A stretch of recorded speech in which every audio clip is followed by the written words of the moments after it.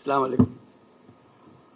আমি শুধু এটুকু বলার জন্য, আমি সারাদিনে যত মিটিং করি, এ পর্যন্ত যত মিটিং করে এসেছি, সবচেয়ে বেশি আনন্দ পাই যখন আপনাদের সঙ্গে এরকম বসার সুযোগ পাই, আলাপ করার সুযোগ পাই। কারণ এখানেই সবাই মিলে বাংলাদেশের প্রকৃত ভবিষ্যৎ রচনা করা হচ্ছে। এটা আমাকে শিহরণ জাগায় যে এরকম একটা কাজে আমি জড়িত হতে পেরেছি, নিজেকে যুক্ত করতে পেরেছি। শুধু আপনাদের কথা শোনার জন্য, এটা কিভাবে আপনারা গাইড করবেন, কোথায় নিয়ে যাবেন। আমাদের উপর দায়িত্ব দেওয়া হয়েছিল সংস্কার করার জন্য। আমরা ঠিক বুঝতে পারছিলাম না কোথা দিয়ে শুরু করি। তো প্রথমেই আলাপের মধ্যে নানা প্রসঙ্গে ঠিক হলো যে আমরা কিছু কমিশন করে দিই, যেগুলো দ্বারা কর্তৃপক্ষে ভেতরে গিয়ে জিনিসটা তৈরি করবে। তো এটা দীর্ঘ প্রক্রিয়া, লোক জোগাড় করা ইত্যাদি। শেষ পর্যন্ত আমরা কমিশন করলাম, প্রথম 6টা কমিশন, পরবর্তীতে আরো 6টা। তো তাদেরকে 90 দিন আমরা সময় দিয়েছিলাম দ্রুত গতিতে কাজ করার জন্য। আমরা খুবই আনন্দিত যে তারা করতে পেরেছে। কয়েকটা কমিশন বেশি সময় নিয়েছে, তাতে কোনো অসুবিধা নেই। এখন কমিশনের রিপোর্ট আসলো, এরপরে আমরা যে ঐক্যমত্য গঠন করতে চাচ্ছি সেটা কিভাবে হবে, সেটার থেকে একটা আইডিয়া আসলো যে একটা ঐক্যমত্য কমিশন বলে আলাদা একটা কমিশন করি। তো সেটা যে ফলপ্রসূ হয়েছে, সেটা প্রফেসর আলী রিয়াজ সাহেব যখনই আমার সঙ্গে বৈঠক করেন, আমি অত্যন্ত আনন্দিত হই যেভাবে আপনারা সহযোগিতা করেছেন, আনন্দ সহকারে পার্টিসিপেট করেছেন। এটা কেন জানি আমার মনে হয়েছিল যে এটা হয়তো সবার আগ্রহ হবে না, কবে পাশ কাটিয়ে যাবে বা ভেতরে ঢুকতে চাইবে না।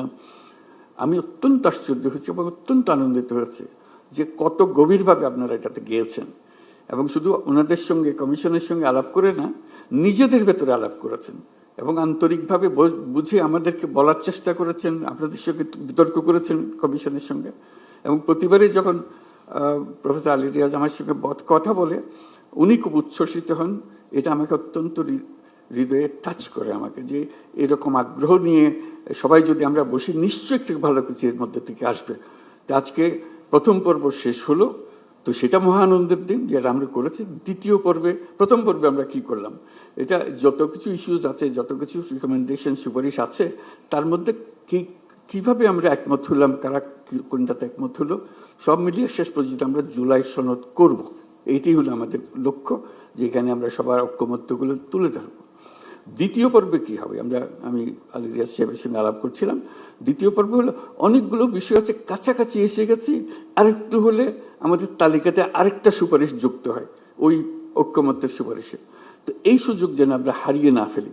এই দ্বিতীয় পর্বের আমি যদ্দূর বুঝছি, প্রফেসর আলী রিয়াজ তার ব্যাখ্যা করবেন, যে এই আলাপটা নিয়ে যেটুকু তফাৎ ছিল, দূরত্ব ছিল, সেই দূরত্বকে গুছিয়ে এনে যাতে আমাদের জুলাই সনদে বর্তমানে যতগুলো ঐক্যমতের বিষয় আছে তার মধ্যে যে আরো কিছু যোগ করতে পারে, দেখতে সুন্দর লাগবে, জাতীয় একটা সনদ হলো, অনেকগুলো বিষয়ে আমরা একমত হতে পেরেছি, জাতি হিসেবে আমরা গর্বিত জাতি হিসেবে দাঁড়াতে পারে।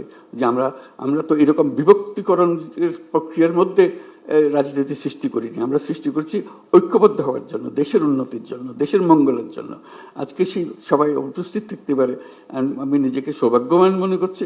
আশা করি আমরা সেই পর্বে ঢুকতে পারবো এবং সেই পর্বে অত্যন্ত চমৎকার একটা জুলাই সনদ আমরা তৈরি করতে পারবো। সবাইকে ধন্যবাদ।